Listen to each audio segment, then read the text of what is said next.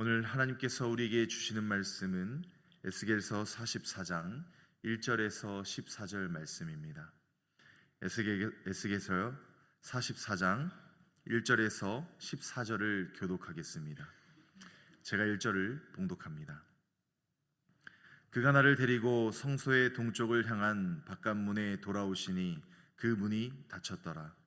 여호와께서 내게 이르시되 이 문은 닫고 다시 열지 못할지니 아무도 그리로 들어오지 못할 것은 이스라엘 하나님 나 여호와가 그리로 들어왔음이라. 그러므로 닫아 둘지니라. 왕은 왕인 까닭에 안길로 이 문 현관으로 들어와서 거기에 앉아서 나 여호와 앞에서 음식을 먹고 그 길로 나갈 것이니라. 그가 또 나를 데리고 북문을 통하여 성전 앞에 이르시기로 내가 보니 여호와의 영광이 여호와의 성전에 가득한지라.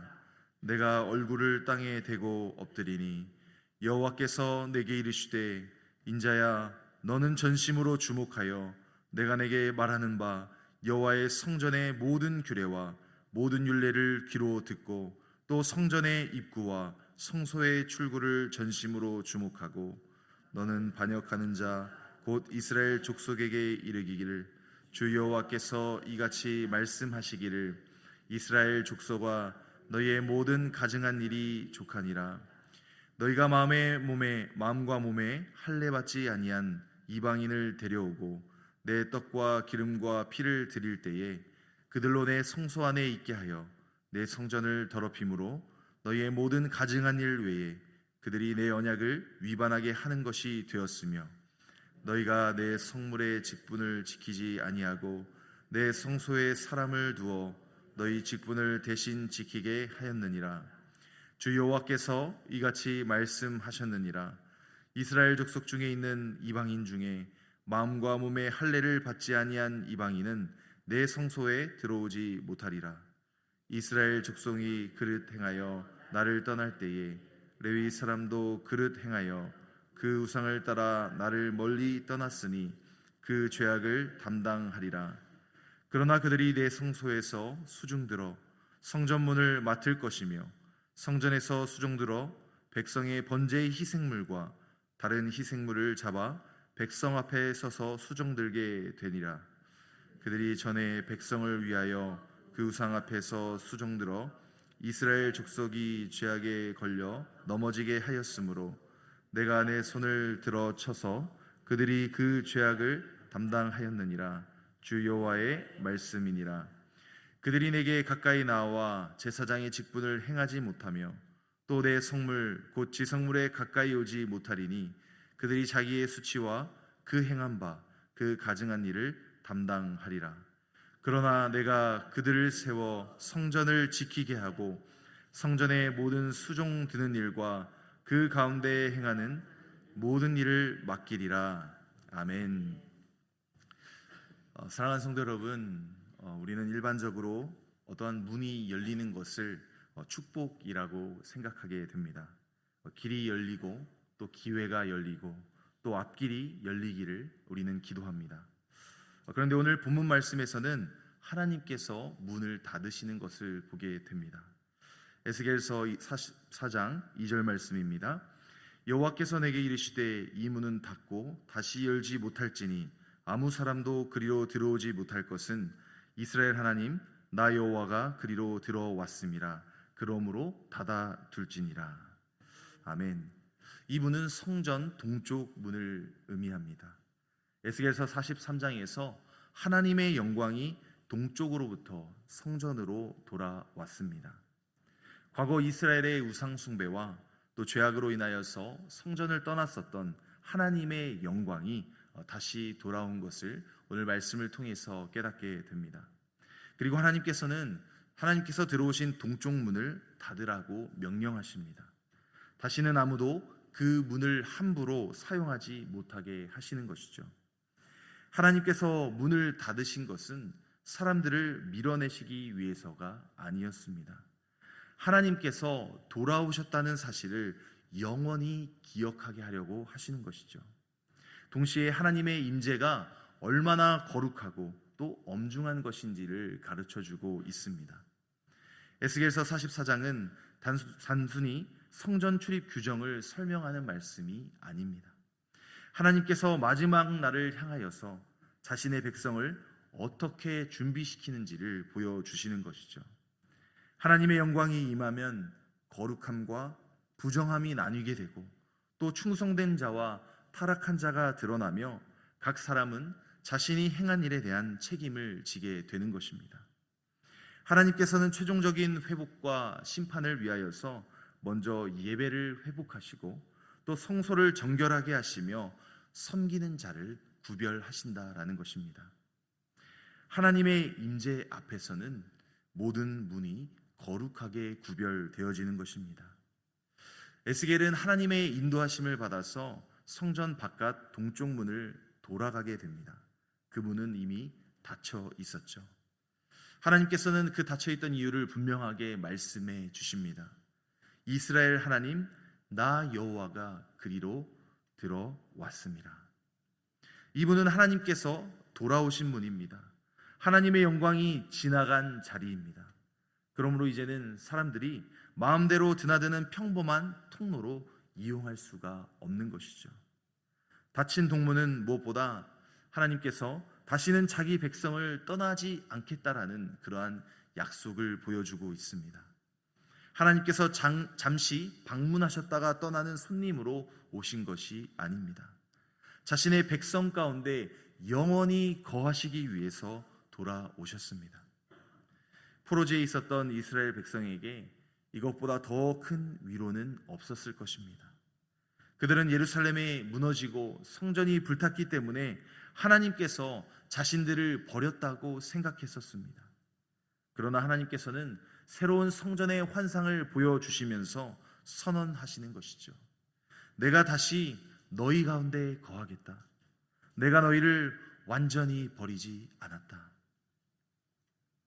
그러나 하나님의 임재는 어떠한 위로만을 의미하는 것은 아닙니다.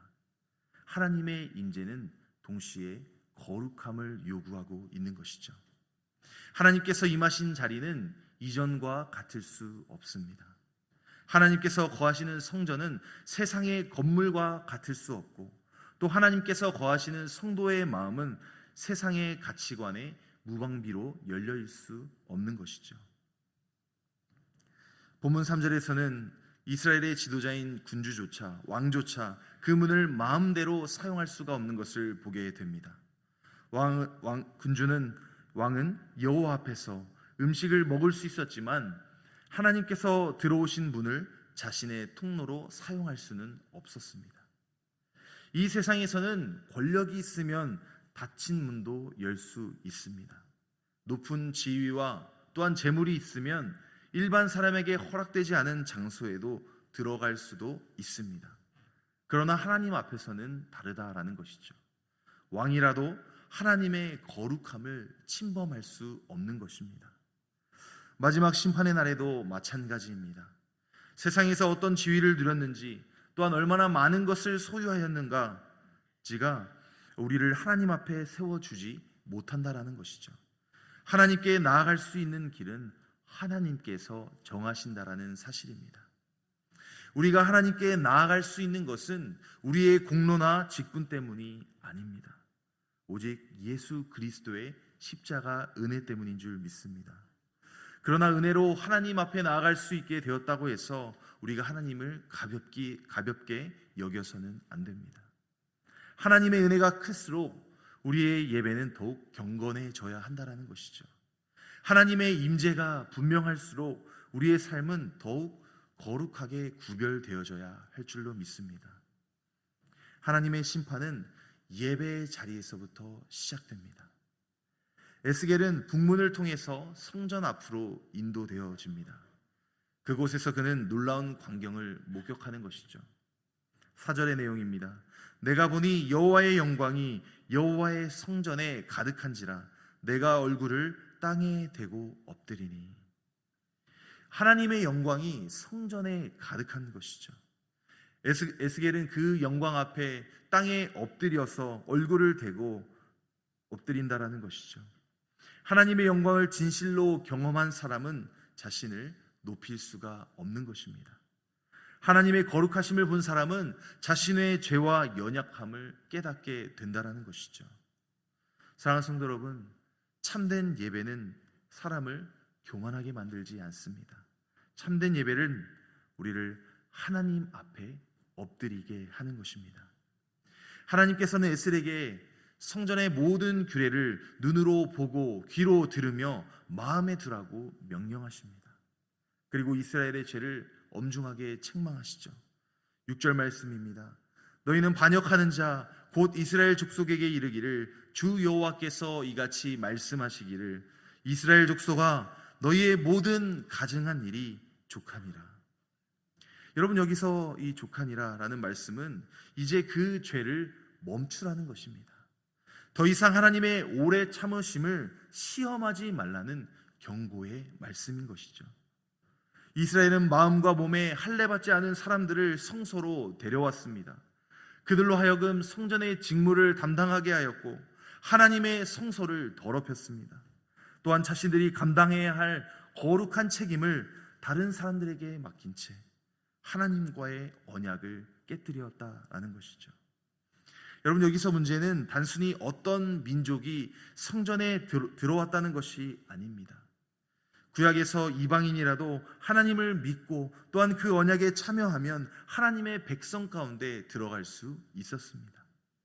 본문의 핵심은, 오늘 말씀의 핵심은 하나님을 경외하지 않고 마음의 할례를 받지 아니한 사람들이 성전의 일을 감당했다라는 것입니다.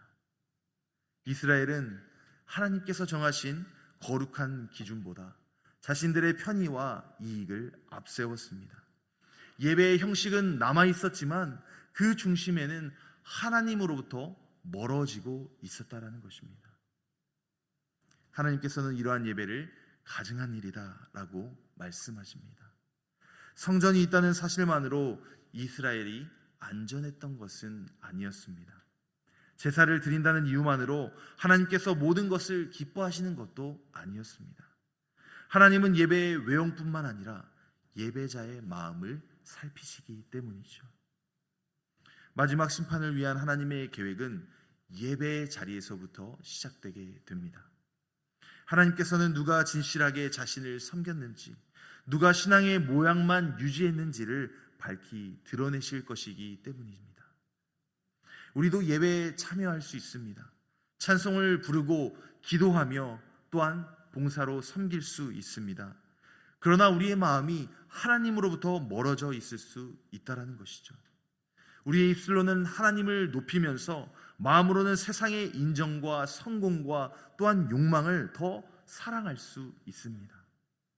중요한 것은 우리가 얼마나 오랫동안 교회를 다녔는지가 아닙니다. 또한 어떠한 직분을 받았는지도 아닙니다. 하나님 앞에서 우리가 말씀을 통하여서 마음의 할례를 받았는지가 더 중요하다라는 것이죠. 말씀 앞에서 완고한 마음을 끊어내고 죄를 슬퍼하며 하나님만 사랑하려는 그 마음이 있는지를 살펴야 할 줄로 믿습니다.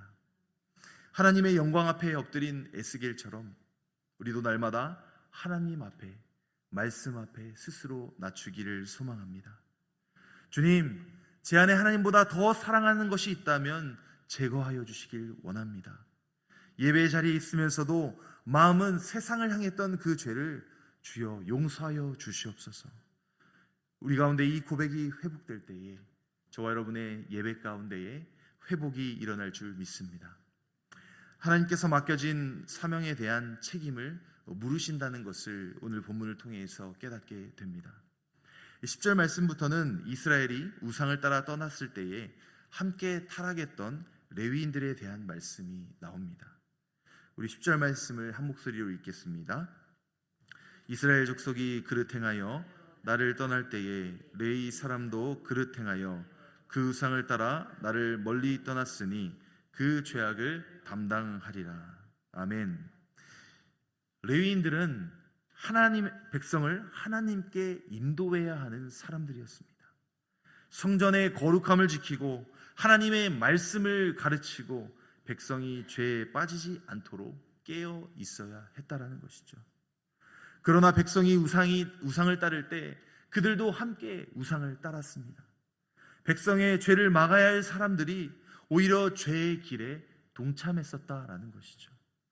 그 결과 하나님께서는 그들이 그 죄악을 담당하리라고 말씀하십니다.